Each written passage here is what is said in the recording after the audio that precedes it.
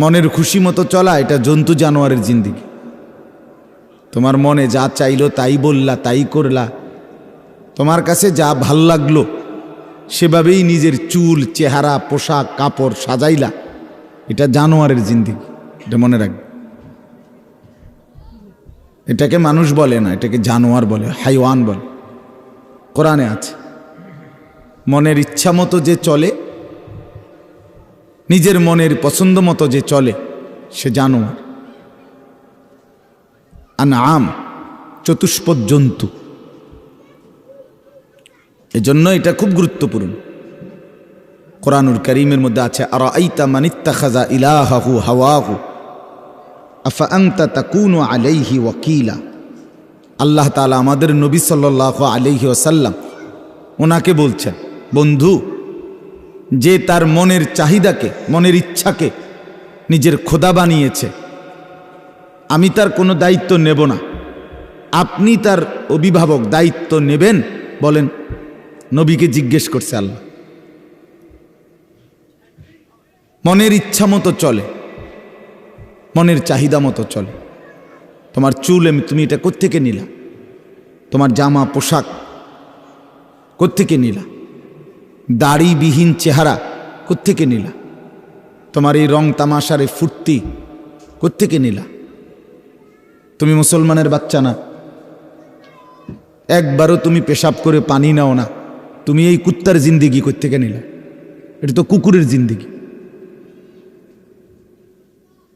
এ তো সরাসরি কুকুরের সাথে সাদৃশ্যপূর্ণ। কুত্তা না মুত্তা পানি লয় না। তাইলে তুমি সুস্থ স্বাভাবিক যদি হইতা, মুসলমানের এতটুকু অনুভূতি যদি থাকতো, তো তুমি বুঝতা এটা যে আমি তো মুসলমান, আমার বাবা মুসলমান, আমার মা মুসলমান, আমি জানোয়ার না, আমি কুকুর বিড়াল না। এজন্য বাপ, এটা গুরুত্বপূর্ণ বিষয়, ভাবতে শেখো। কোরআনুল কারীমে আল্লাহ বলছেন, মনের ইচ্ছা মতো যে চলে, যে তার মনের ইচ্ছাকেই খোদা বানিয়েছে, আপনি কি তার দায়িত্ব নেবেন? নবীকে বলছে আল্লাহ, আপনি নেবেন তার দায়িত্ব? আমি নেব না। আল্লাহ বলছে আমি নেব না, আপনি নেবেন কিনা বল। তো নবী কি বলবে? আল্লাহ যাকে পছন্দ করে না, তো রাসূল সাল্লাল্লাহু আলাইহি সাল্লাম বলবে যে আমি তাকে পছন্দ করি? কি মনে হয় আপনাদের বিবেকে? আল্লাহ যাকে ভালোবাসে না তাকে নবী ভালোবাসবে নাকি? সোজা কথা এটা। নবীজিও বলবে রব্বুল আলামিন আমি দায়িত্ব নেব না। তাইলে আমাদের এবার আশ্রয় কোথায়? আল্লাহ এবং তার রসুল থেকে যদি প্রত্যাখ্যান হয়, এরপরে ঠিকানা কোথায়? আশ্রয় কোথায়? সুপারিশ করবে কে?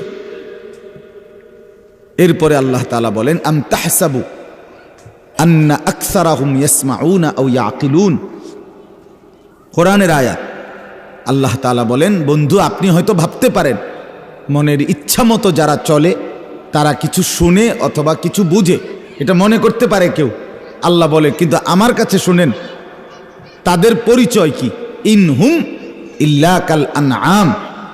এই শব্দ আল্লাহ বলে তারা মূলত আর কিছু নয়, শুধুই জানোয়ার। তারা আর কিছু নয়, এই অর্থটা এভাবে করতে হবে। তারা আর কিছু নয়, শুধুই জানোয়ার, শুধুই জানোয়ার, শুধুই জানোয়ার। একটা সেজদা যার কপালে নাই, সে কোনোভাবেই মানুষের বাচ্চা হইতে পারে না।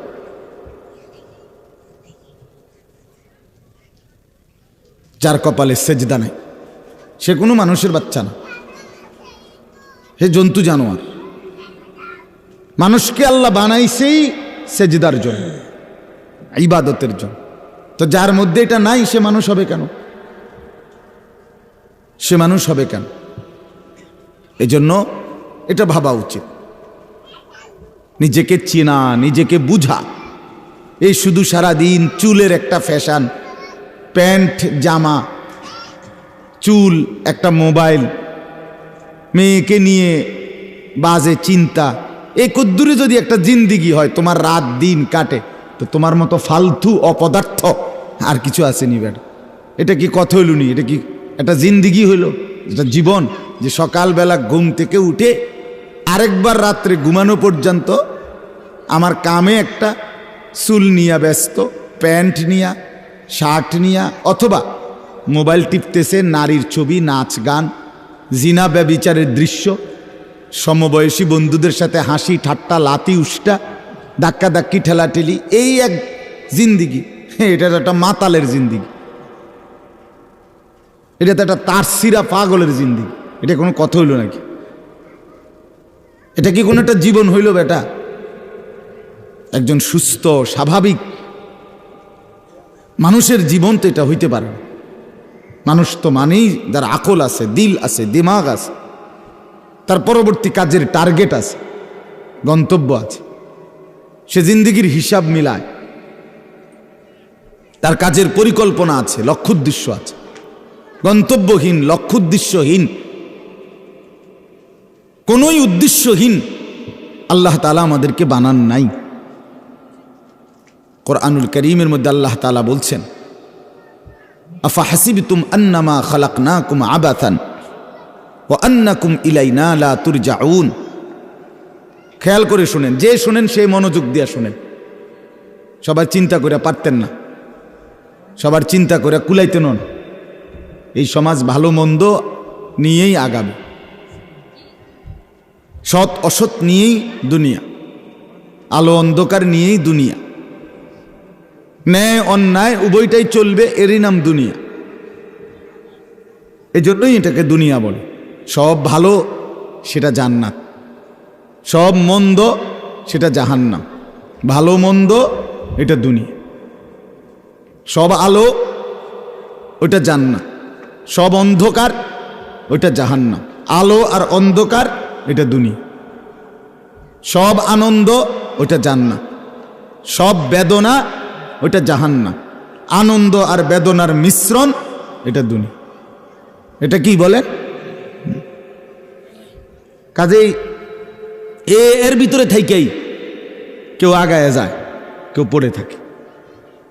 এই মানুষের সমাজে থাইকাই কারো এক ওয়াক্ত নামাজ ছোটে না, কারো এক বছরেও কোনোদিন ফজরের নামাজের একটা সেজদা জোটে না। একই পাড়ায়, একই মহল্লায় কোনো নারীর পর্দা মিস হয় না, যায় না, লঙ্ঘিত হয় না, কারো পর্দা নসিব হয় না।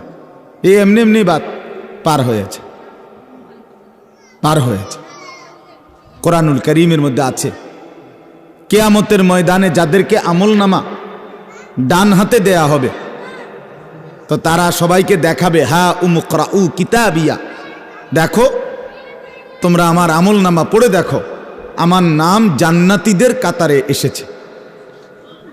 তখন অনেক পরিচিত লোক তাকে বলবে, কিরে তুই না আমাদের গ্রামে থাকতি?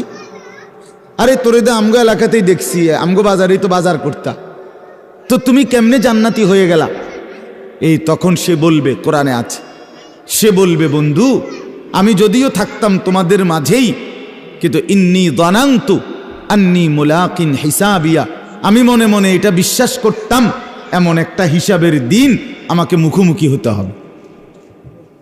এটা আমি বুঝতাম, এটা আমি জানতাম। ফলে আমি শত ব্যস্ততার ভিতরে দিয়েও নামাজ পড়তাম। আমি গতকালকে রাত্রে 4:30 বাজে, 4:40 বাসায় ঢুকছি। ফজরের নামাজের আর 1.5 ঘন্টা 1.5-2 ঘন্টা টাইম, 6:05 আমার বাসার সামনের মসজিদে জামাত। 4:30 আমার আর ঘুমেও কুলাইতেছে না শরীর, যে বসে থাকবো এতক্ষণ। সেই নরসিংদীর থেকে আসছে, কিন্তু এরপরেও আলহামদুলিল্লাহ আল্লাহর দয়ায় ফজরের নামাজ জামাতের সাথে আদায় করছে। একটু শুইছিও ঘন্টাখানেক, 2টা মোবাইলে অ্যালার্ম দিয়ে রাখছে। বড় একটা মোবাইলে অনেক আওয়াজওয়ালা, চায়না মোবাইল, কম দামি কিন্তু আওয়াজ, ভীষণ আওয়াজ।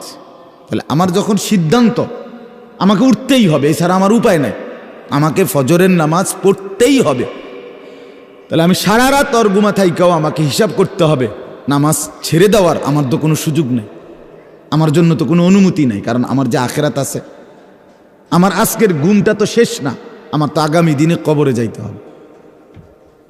আমার আজকের বাজার, আজকের খানা, আজকের গোশত মাছ, আজকের আনন্দ ফুর্তি বন্ধু, এখানে তো তুমি শেষ হবা না। ছেলেরা তোমাদেরকে বলি, বাপ তুমি তো এখানে শেষ না। তুমি এমন করছো কেন? তুমি কারে অবজ্ঞা করছো? আল্লাহকে, হুজুরদের কেন? তোমারে নামাজ পড়তে হুজুররা বলে না, আল্লাহ বলছে। তোমাকে গুনাহ থেকে বিরত থাকতে, নাচ গান, জিনা, ব্যভিচার, মদ, জুয়া, অশ্লীলতা, বেহায়াপনা, এই অসভ্যতা থেকে বিরত থাকতে তোমাকে আল্লাহ বলছে, হুজুর বলে না। এটা হুজুরের বিষয় না, হুজুরের জবান, কিন্তু কথা কার?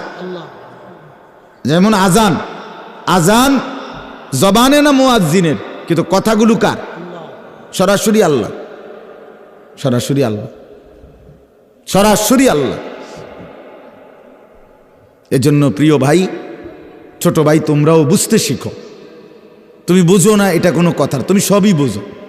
তুমি কোনটা বেড়া, কোনটা বেডি, কোনটা নাচ, কোনটা গান, কোনটা অসভ্যতা, এটা তো বুঝো। তুমি বুঝো না কি? তুমি জিনা বুঝো, বেবিচার বুঝো, কেমনে প্রেম করতে হয়, কেমনে অসভ্যতা করতে হয়, কেমনে মেয়ের পিছনে ঘুরতে হয়, কেমনে সবার চোখকে ফাঁকি দিয়ে উলঙ্গ ছবি দেখতে হয়, এটা তো তুমি বুঝো। বাপ বুঝো না কি? বুঝো না কি? সবই বুঝো তুমি, শুধু তুমি তোমার নিজের পরিচয় চেনো না। তুমি যে মুসলমানের বাচ্চা এটা ভুলে গেছো। তোমার মা যে মুসলমান ছিল এটা ভুলে গেছো। তোমার বাবা যে মুসলমান ছিল এটা ভুলে গেছো। তুমি মনে করছো সিনেমার নর্তকী তোমারে বড় করছে, এই জন্য জিন্দিগি দিয়া দিছো তার কাছে।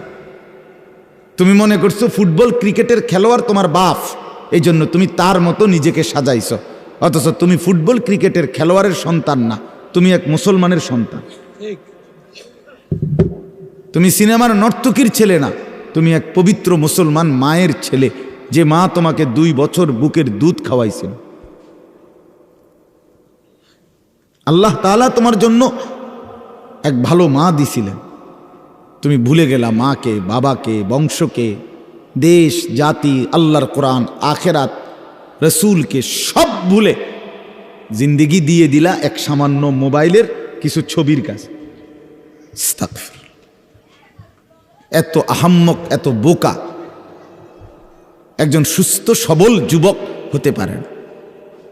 তার সিরা হইলে ভিন্ন কথা, পাগল বা মাতাল বা তার সিরা বা প্রতিবন্ধী এরকম কিছু হইলে ভিন্ন কথা, কিন্তু সুস্থ, স্বাভাবিক, সবল এমন মুসলমানের বাচ্চা এমন হইতে পারে না। এটা মনে রাখতে হবে। একজন মুসলমান এটা হইতে পারে না। একজন মুসলমান বাজারে আজকে 20 বছর ব্যবসা করে, কোনোদিন নামাজ পড়ে না, মুসলমান এত বড় জানোয়ার হইতে পারে না। একজন 18 বছরের ছেলে কোনোদিন ফজরের নামাজ পড়ে না, মুসলমানের বাচ্চা এত বড় অপদার্থ হইতে পারে না। একজন মহিলা মুসলমান নারী কোনো সময়ই পর্দা করে না, মুসলিম নারী এত বড় বেশরম, বেহায়া, নির্লজ্জা, অসভ্যা হইতে পারে না। এটা মুসলিম নারী না। আমি প্রত্যেক দিন বলি, বাবা, এই ছেলে, এই চুল্লা ছেলে, তুমি প্রথম থেকে কথা বলতেছ, এটা ফালতু কোথাকার, মাথা নামায়ও না। তোমার অসুবিধা হলেন থেকে উঠো বেটা। এই যে তোমার সামনে এই যে লাল টুপিওয়ালা, যে তোমার সামনের ছেলেটারে বলছি, এই পাশে বাম পাশের ছেলেটা, এই ছেলেটাই, মাথা নোয়াও কেন তুমি? ফালতু কোথাকার, গাফেল কোথাকার বেটা। তুমি মনে করছো এটা তামসা? দেখি তামসা মনে করছো তুমি? জিন্দিগি বড় বেসামাল। মুসলমানের সন্তান আত্মপরিচয় বলতে কিচ্ছু জানে না, কিচ্ছু না। আহা,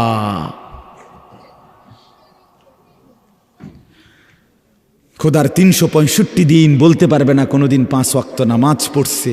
আহা, এত বড় জানোয়ার মুসলমানের বাচ্চা কেমনে হয় ভাবেন তো? আমরা এত ব্যর্থ কেন হলাম? আমরা মুসলমান হিসাবে এভাবে হেরে গেলাম কেন? আমাদের কি সমস্যা ছিল? আমাদের আল্লাহ আছে, আমাদের রসুল আছে, আমাদের একটা পূর্ণাঙ্গ কিতাব আছে, আমাদের একটা ধর্ম আছে। আমাদের আল্লাহ, আমাদের রসুল, আমাদের কোরআন, আমাদের হাদিস, আমাদের সুন্নাহ, আমাদের নবী, আমাদের দিন, আমাদের বুঝানোর জন্য হাজারো লাখো আলেম আছে। কোনো কিছুর সমস্যা ছিল না, সর্বকিছু নিখুঁত। কিন্তু আজকে সবচেয়ে বেশি লাগাম ছাড়া আমরা, আমাদের চেহারার কোনো হদিস নাই, সুরতের কোনো হদিস নাই। মুসলমানের বাচ্চা 3 বছরে একবার বলতে পারবে না যে তার রসুল সাল্লাল্লাহু আলাইহি সাল্লাম কিভাবে চুল কাটছেন, সাহাবায়ে কেরাম কিভাবে চুল কাটছেন, বলতেই পারবে না। এখানে অসংখ্য ছেলে দেখেন, এদেরকে জিজ্ঞাসা করেন দাঁড়াইয়া যে বাবা, গত 1 বছরে ফজরের নামাজের ওয়াক্ত হয় কখন তুমি জানো কি? জানে না, অনেকেই জানে। তো তুমি মুসলমান না, তুমি মুরতা না বাপ।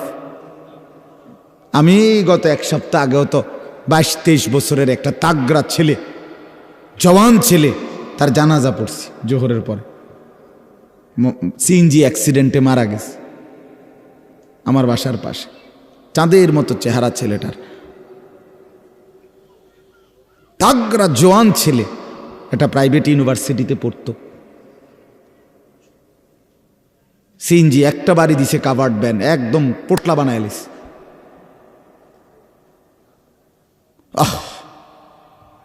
আমি বললাম, আগের দিন রাতেও তো তার মা তারে লেফ কম্বল দিয়া দিছে ঘুমে সময়, রাত্রে এই ঠান্ডায়। কিন্তু আজকে যখন তাকে কবরে রাখবে, এই প্রচন্ড ঠান্ডা শীত আর কুয়াশার মধ্যে আজকের রাত তারে কবরে লেফ কম্বল দিবে কে? হ্যাঁ বাপ, ভেবে দেখেন, ভেবে দেখো ছেলেরা।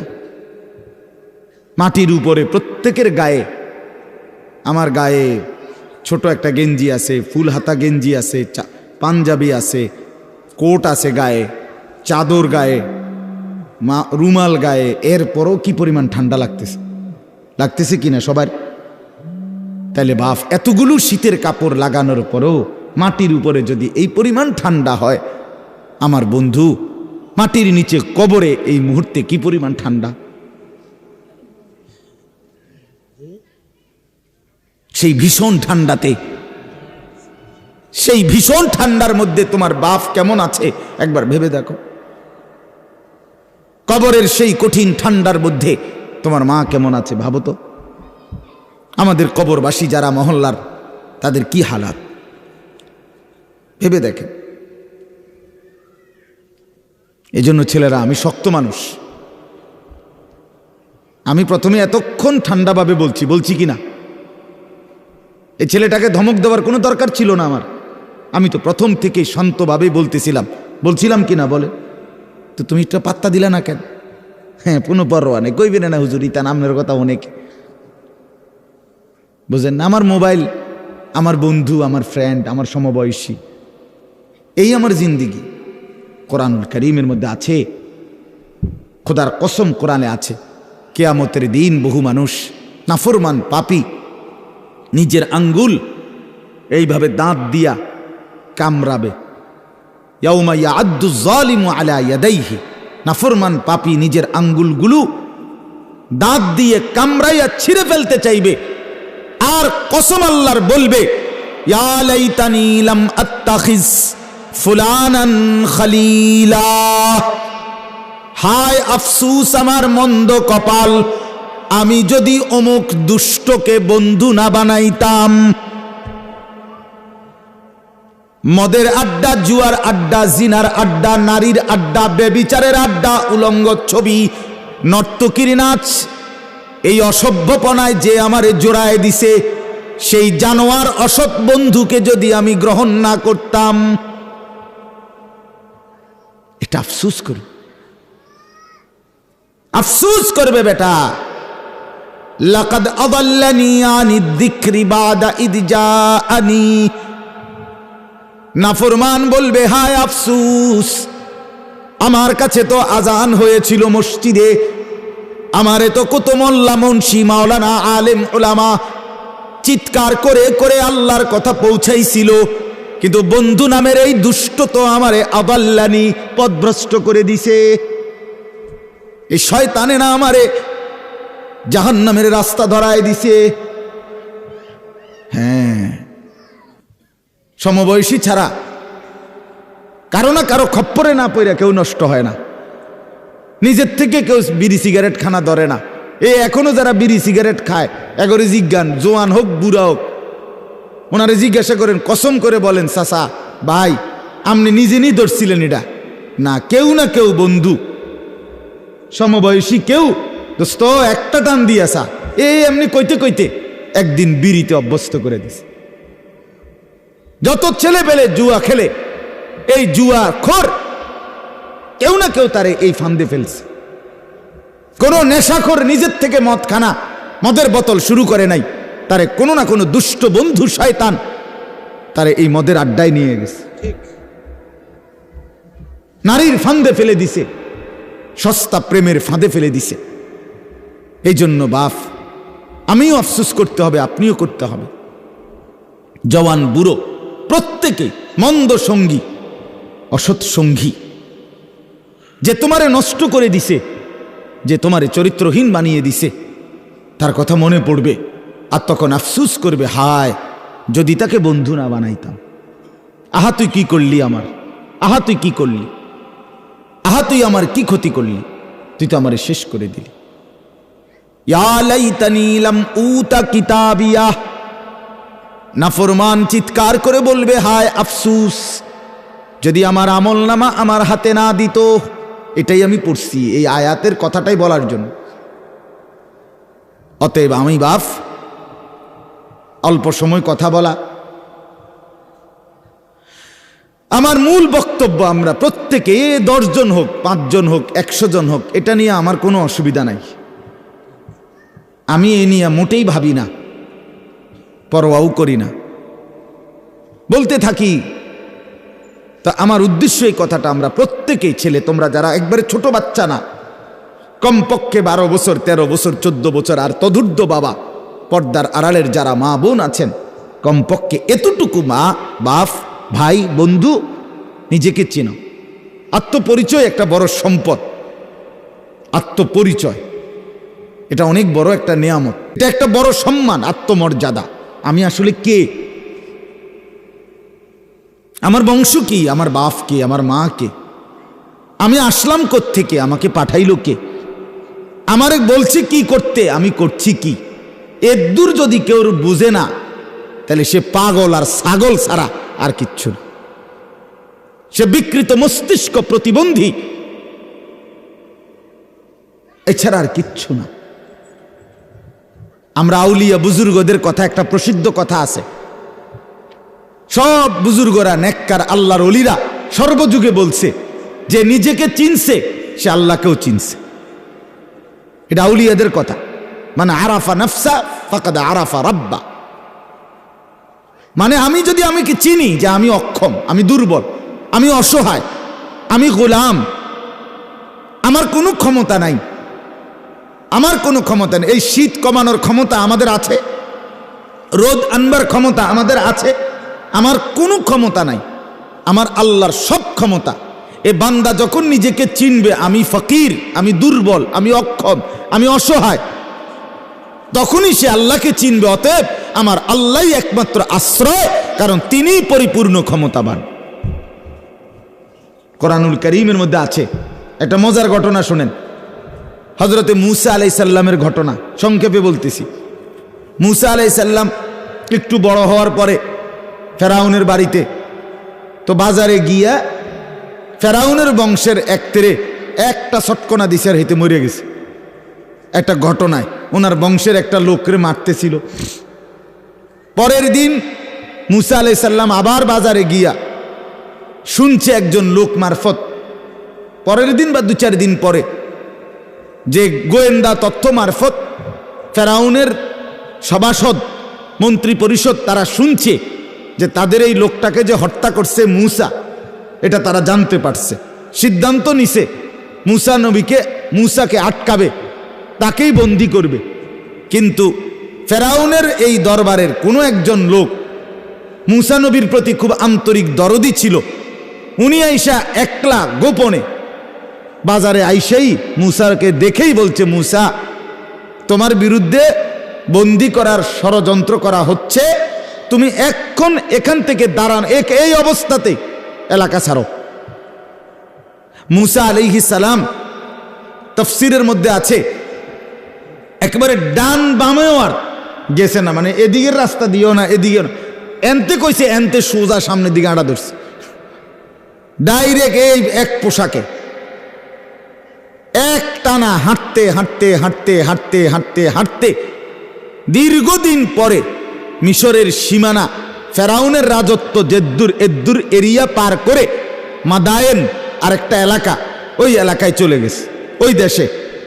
ওইখানে গিয়া শুনছে এটা ফেরাউনের সীমানা না, তো উনি বুঝছে যে এটা আবার ফেরাউনের এরিয়ার থেকে যেহেতু বাইরে গেলাম, এইবার উনি ওই মাদায়েন নামক এলাকায় গিয়ে, আমি শুধু এই কথাটা বলতে চাচ্ছি, যখন উনি এরিয়া শেষ করে গেছে, মানুষের একটা নিয়ম আছে মনে রাখবেন, প্রথম তো তালের উপরে কতক্ষণ দৌড়ায় বা কোনো একটা কাজের পরিশ্রম করতে পারে, কিন্তু একটু পরে যখন থামে জিরাইতো লাগে, তখন কিন্তু খুব ক্লান্তি লাগে, খুব দুর্বলতা লাগে।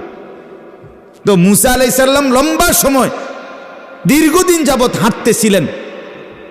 এবার যখন তিনি ওই এলাকা ছেড়ে ফেরাউনের সীমানা পার হয়ে গেলেন, এইবার এখানে গিয়া ওই এলাকায় গিয়া ওনার শরীরে আর একরকম একের বলে নাই, একদম দুর্বল হয়ে গেছে, আর জান চলতেছে না।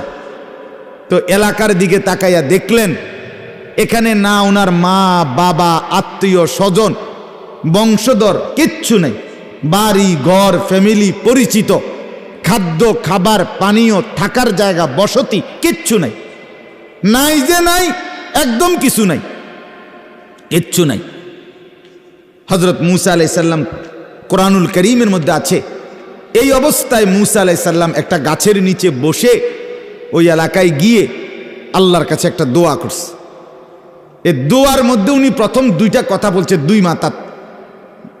দোয়াটার প্রথম শব্দ আল্লাহকে বলছে, আর শেষ শব্দ নিজের পরিচয় বলছে, নিজের পরিচয়, আর মাঝখান দিয়ে যেটা চাওয়ার আল্লাহর কাছে ওইটা চাইছে।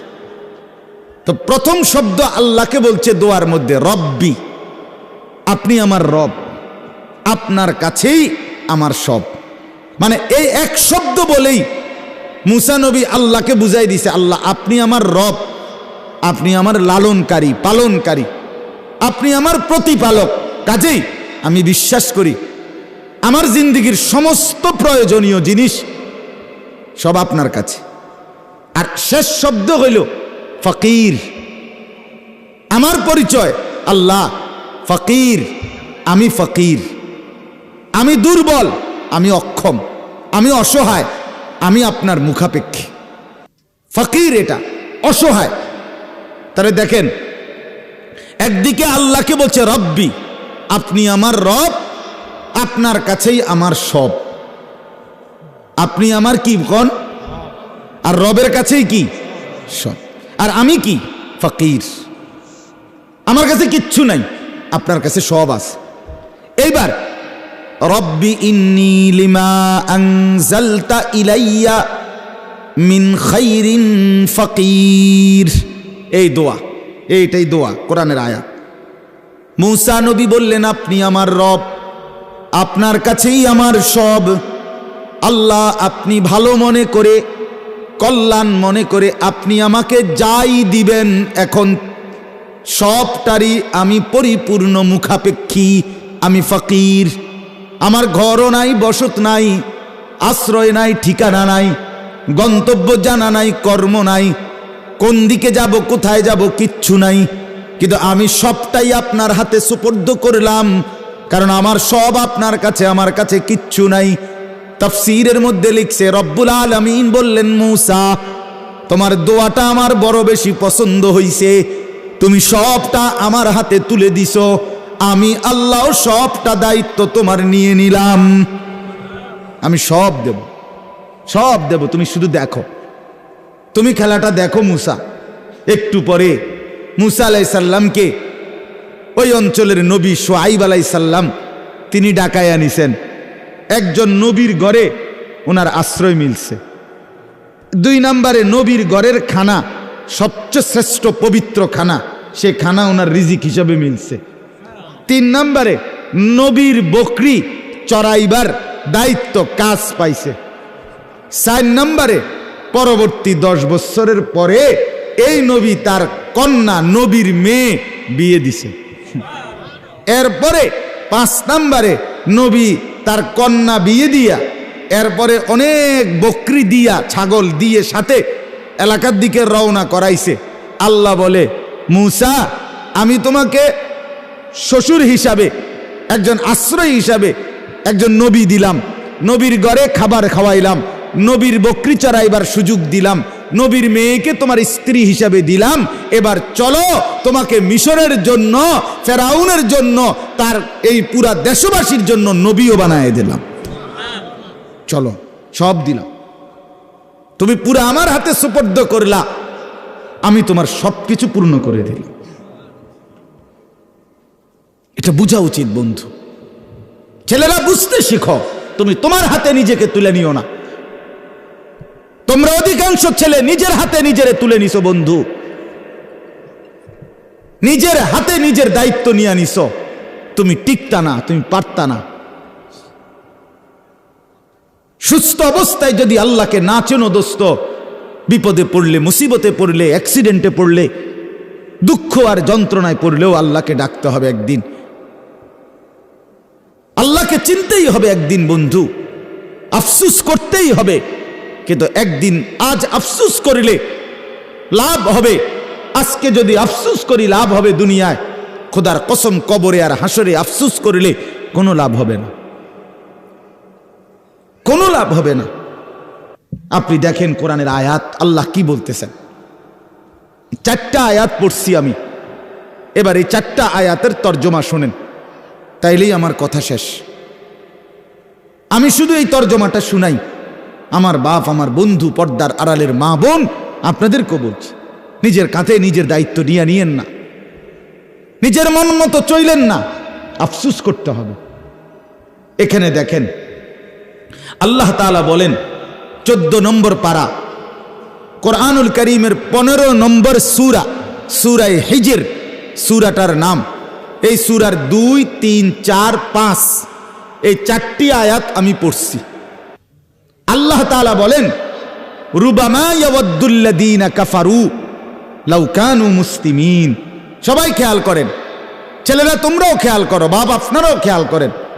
আল্লাহ বলেন, রুবামা ইয়াওয়াদ্দুল্লাযীনা কাফারু, অচিরেই সমস্ত কাফের, মুশরিক, বেঈমান, নাফরমান, পাপী, খোদার কসম আল্লাহ বলতেছে, হাসরের ময়দানে দাঁড়িয়ে প্রত্যেকেই আফসুস করবে, আকাঙ্ক্ষা করবে, লাউ কানু মুসলিমিন, হায় যদি মুসলমান হতাম, হায় যদি আল্লাহর আনুগত্য করতাম। আফসুস কর। রুবামা ইয়াওয়াদ্দুল্লাযীনা কাফারু লাউ কানু মুসলিমিন। প্রতিটা বেঈমান, প্রতিটা নাফরমান, প্রতিটা পাপী আকাঙ্ক্ষা করবে, আফসুস করবে, মনের অভিব্যক্তি প্রকাশ করবে, হায় যদি মুসলমান হতাম, যদি আল্লাহর আনুগত্য করতাম। এই কথাটা আমার বন্ধু, এটা কোরআনে বহুভাবে আল্লাহ পাক বলছে, অনেকভাবে। কোরআনুল কারীমে একটা শব্দ আছে, হাসরের ময়দানে পাপী, নাফরমান, জাহান্নামী, কাফের, মুশরিক, বেঈমান, ফাসিক, ফুজ্জার, আল্লাহর অবাধ্য, চুরি, ডাকাতি, জিনা, ব্যভিচার, মদ, জুয়া, বেহায়া, বেপর্দা, বেশরম জিন্দেগি যাদের, নাচ গান ফুর্তিতে জিন্দেগি যারা নষ্ট করে দিচ্ছে, কোরআনুল কারীমের মধ্যে একটা শব্দ আছে, এই শব্দটা হলো ইয়া লাইতানি, হায় যদি, হায় যদি। এই শব্দটা 1000 বার, লক্ষবার হাসরের ময়দানে প্রত্যেকটা নাফরমান পাপী তার জবান দিয়া উচ্চারণ করবে। আফসুসের এই শব্দটা, ইয়া লাইতানি, কোন তো এই শব্দটা, সবাই বলেন ইয়া লাইতানি, এটা বলবে হায় যদি, ইয়া লাইতানি কুনতু তুরাবা, কোরআনে আছে। নাফরমান বলবে হায় যদি মাটি হয়ে যেতাম।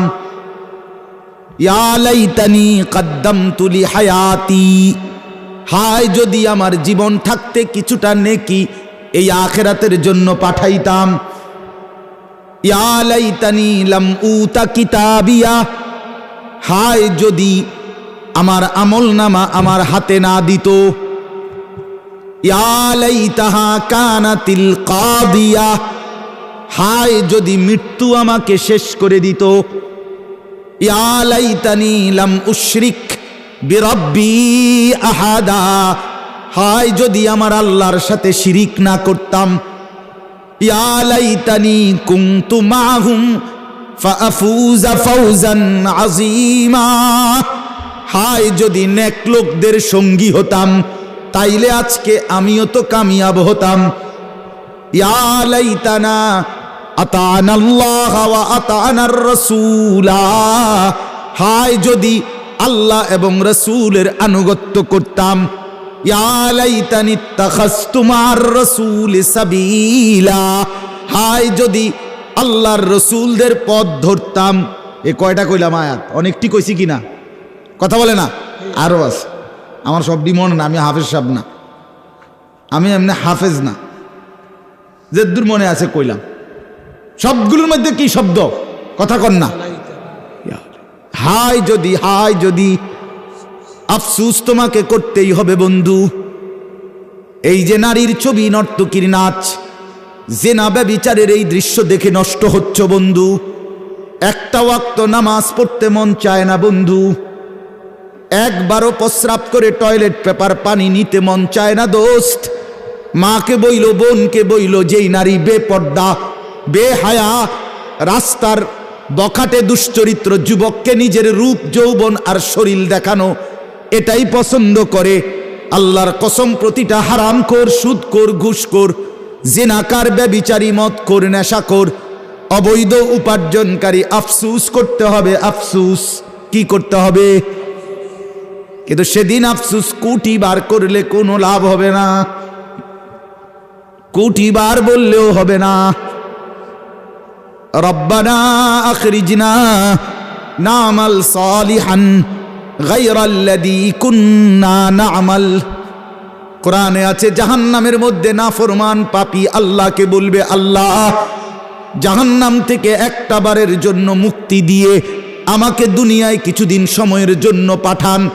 এবারে যদি যাইতে পারি মাওলা, যেই আমলগুলো ছুটে গেছে সেই নেক আমলগুলো করব। খোদার কসম বাপ আল্লাহ কোরআনে বলছে, আওয়ালাম নুআম্মিরকুম মা ইয়াতাযাক্কারু ফীহি মান তাযাক্কারা।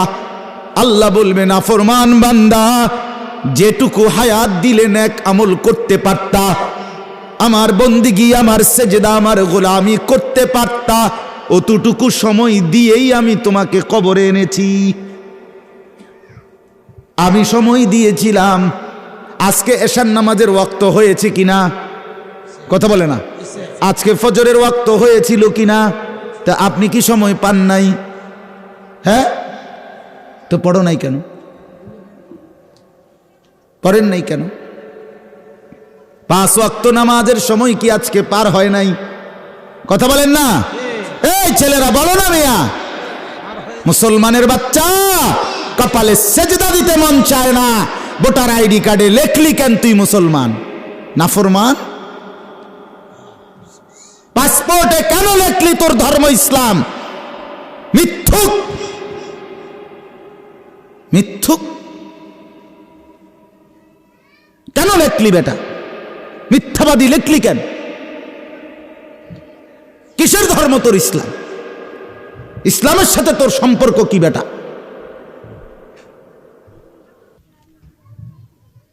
রাসূলুল্লাহ সাল্লাল্লাহু আলাইহি সাল্লাম স্পষ্ট বলছেন, কোন মানুষ কাফের নাকি বেঈমান নাকি মুসলমান এটা চেনার পার্থক্যের উপায় হলো নামাজ।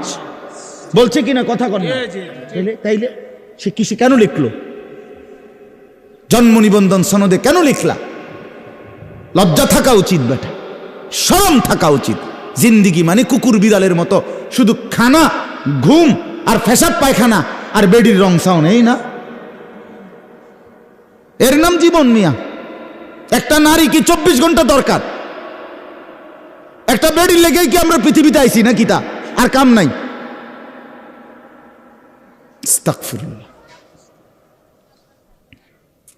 এক এক ছেলের নারীর আসক্তি, মোবাইলের অশ্লীল ছবি আর উলঙ্গ নাচ গান দেখার আসক্তি দেখলে মনে হয় সে যেন সৃষ্টি হয়েছে নারীর লেগে। আস্তাগফিরুল্লাহ, আস্তাগফিরুল্লাহ।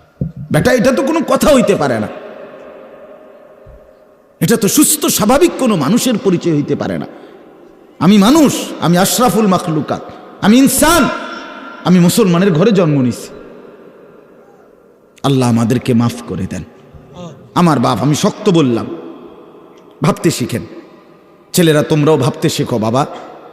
কেউ মনে করো খবর নিল না, তারপরও হাসরের ময়দানে কিন্তু তুমি আটকায় যাবে। হতে পারে বাবা বলে নাই, হতে পারে মা বলে নাই, হতে পারে তোমার উচ্ছৃঙ্খলা আর বখাটেপনা দেখে এই সমাজের সবাই তোমাকে ভয় পাইছে আর ছেড়ে দিছে। যা ফালতু ফুলাফান বাদ দিতাম, পাগল ছাগল দুই একটা থাকবেই। এভাবে তো তোমারে ফেলে দিল বাপ, তুমি তো হেরে গেলে, তুমি তো কষ্ট পাইবা, পরে তো কষ্ট পাইবা বাপ। কোরআনুল কারীমের মধ্যে আছে, জাহান্নামী রব্বুল আলামিনকে বলবে, আল্লাহ জাহান্নামের এই ভীষণ আগুন আমি তো আর সইতে পারছি না, আল্লাহ আমারে তাইলে আপনি মৃত্যু দিয়ে দেন। লা ইউকদা আলাইহিম ফায়ামুতু, আল্লাহ বলবে না না না ফরমান, জাহান্নামের মধ্যে আর কোনোদিন মৃত্যু হবে না, কোনোদিন না। দুনিয়ায় আগুন লাগলে বন্ধু কিছুক্ষণ যদিও চিল্লায়, কিন্তু যদি রুহু চলে যায়, মরে যায়, এরপরে আগুনে পুড়তে পুড়তে যদি পাউডারও হয়ে যায় অসুবিধা নাই, হেতে তো মরে গেছে। কথা বোঝেন নাই? কিন্তু জাহান্নামের মধ্যে লক্ষ কোটি বছর আগুনে জ্বলবার পরেও 1 সেকেন্ডের জন্য মৃত্যু হবে না। এরপরে কোরআনে আছে, জাহান্নামী বলবে, আল্লাহ যদি মৃত্যু না দেন তাইলে কিছুক্ষণ একটু বিশ্রাম দেন, একটু সময় আপনি আগুন থেকে মুক্ত রাখেন। 24 ঘন্টার মধ্যে 1টা ঘন্টা 10টা মিনিট, 1টা মিনিট, সপ্তাহে 1টা ঘন্টা মাওলা আমার একটু বিশ্রাম দেন, জাহান্নামের আযাব হালকা করে দেন। রব্বুল আলামিন বলবেন, ওয়ালা ইউখাফফাফু মিন আযাবিহা, না না ফরমান, জাহান্নামের আগুন 1 সেকেন্ডের জন্য হালকা করা হবে না। তুমি মনে কইরো না বন্ধু এটা আমি সিনেমার গল্প বলেছি, নাটক বলেছি, ফালতু মনে করে কেমনে উড়ায় দিবা। এটা তো আল্লাহর কালাম, এটা তো গল্প মনে করে ফেলে দিলে হবে না। এটা বন্ধুদের আড্ডার তামসার গল্প বললে তো হবে না, এটা আল্লাহর কোরআন। রুবামা ইয়াবদ্দুল্লাযীনা কাফারু লাউ কানু মুসলিমিন। তাইলে আল্লাহ বললেন প্রতিটা বেঈমান নাফরমান আফসোস করবে, আফসোস, আর বলবে যদি মুসলমান হতাম, যদি সেজদা করতাম, যদি গোলামি করতাম, যদি আল্লাহর বন্দিগি করতাম। মায়েরা বলবে হায় যদি পর্দা করতাম, যদি নিজের ইজ্জতের হেফাজত করতাম। আফসোস করবে, বারবার বলবে, বারবার বারবার বলবে, বারবার আফসোস করতেই হবে, আফসোস করতে। কিন্তু আজকে আফসোস করলে, এখন যদি কেউ আফসোস করে, তওবা করে গুনাহ ছেড়ে দেয়, আল্লাহকে যদি বলে মাওলা আর করব না, মাফ করে দেন, ছেড়ে দিলাম মাওলা, চোখের 1 ফোঁটা পানি যদি ছেড়ে দেয়, খোদার কসম হায়াত থাকতে যদি একবার তওবা করে দিল থেকে গুনাহ ছেড়ে দেয়, আর করবে না ওয়াদা দেয়, রব্বুল আলামিন বলে বান্দা আসমান ছোঁয়া যদি গুনাহ হয় আমি সেটাও মাফ করে দেব। সমুদ্রের ফেনা পরিমাণও যদি গুনাহ হয় মাফ করে দেব। জমিনের বালুকণা পরিমাণ যদি গুনাহ হয় বান্দা মাফ করে দেব। তুমি আইসো আমার কাছে বান্দা, আমি মাফ করে দেব। কাউকে বলবো না, ওয়ালা উবালি, কোনো পরোয়া করব না, কাউকে না, কাউকে বলবো না। মাকেও জানাবো না, বাপকেও জানাবো না, তোমার গ্রামবাসী পাড়া মহল্লার কেউ শুনবে না। রাত গভীরে আমি আল্লাহরে চোখের পানি ফেলে ডাক দিও, বান্দা আল্লাহ আমারে মাফ করে দেন। আল্লাহ বলে আমি গভীর রাতেই মাফ করে দেব। সুবহানাল্লাহ। ইন আতাইতানি লাইলান আতাইতুকা লাইলান, হাদিসে কুদসিতে আছে আল্লাহ বলে, বান্দা গুনাহ নিয়ে যদি রাত্রে আসো, আমি আল্লাহ মাগফিরাত নিয়ে রাতেই আসব। তুমি আইসো যখনই আসবা, আমি তখনই আসব।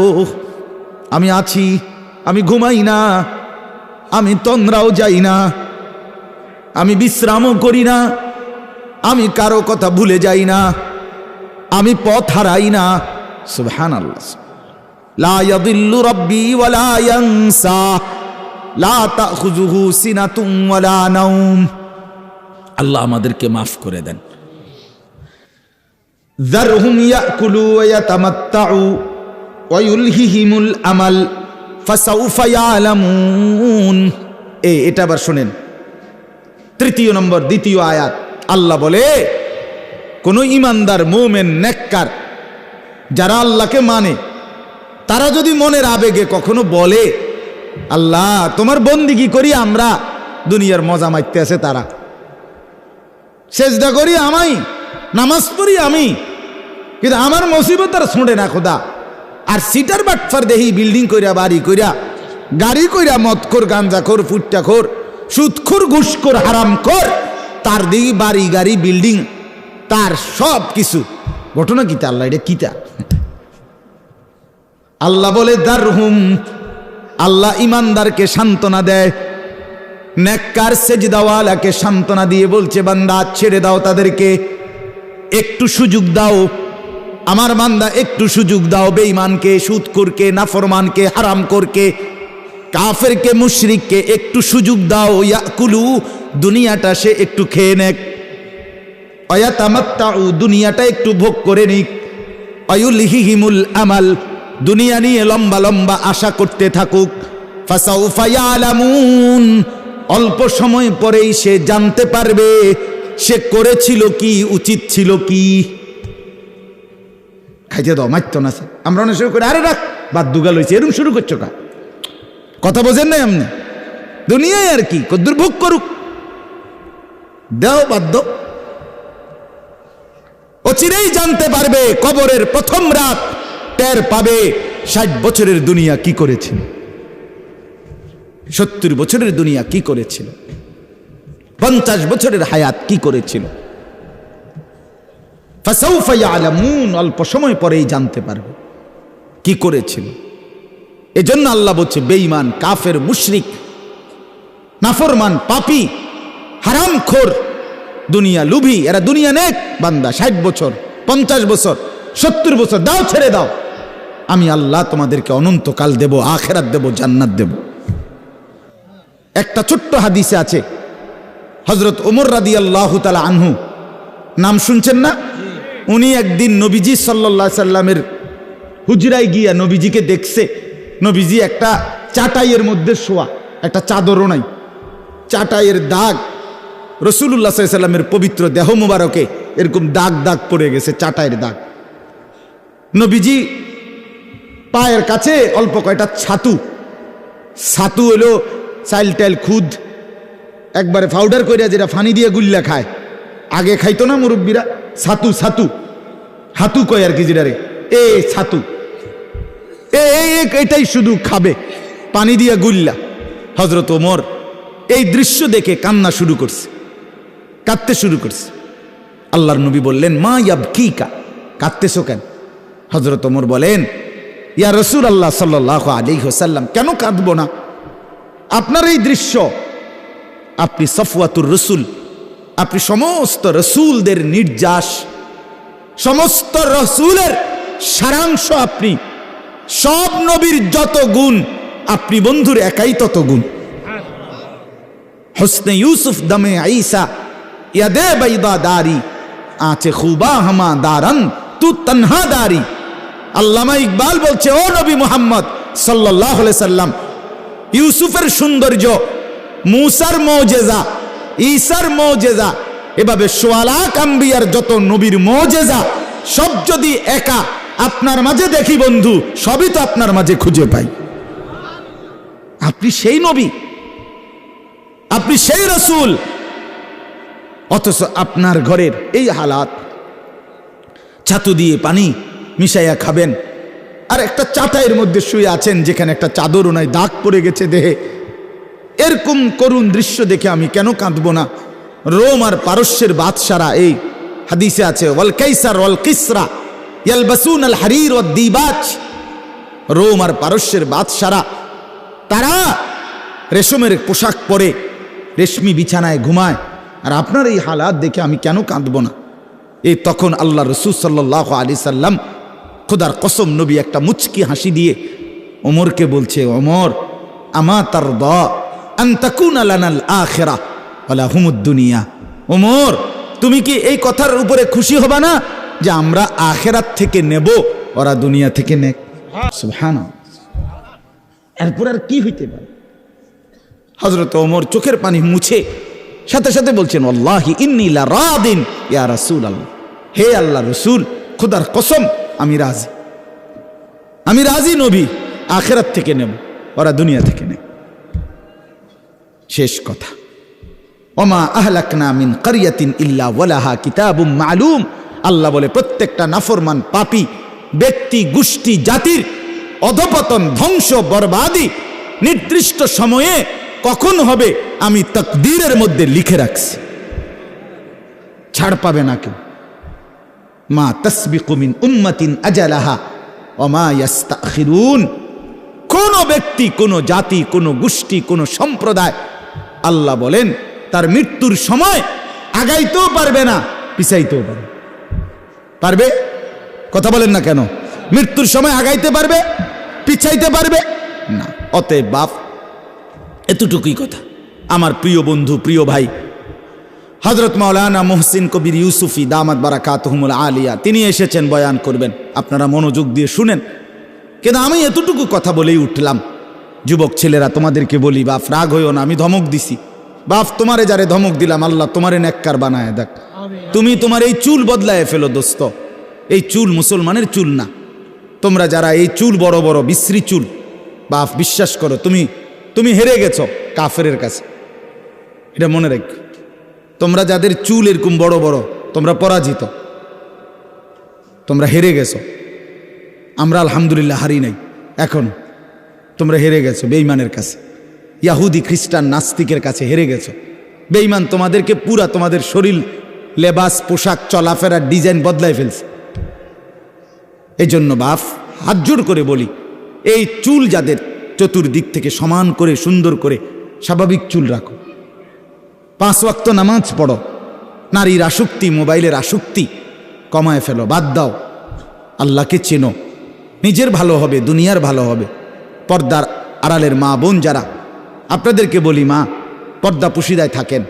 নিজের ইজ্জত, নিজের সতীত্ব, নিজের পর্দা, বোন, এটা যার নাই, যে তার নিজের ইজ্জতের কদর বোঝে না, খোদার কসম, এটা কোনো নারী না, এটা কোনো মহিলা না, এটা প্লাস্টিক।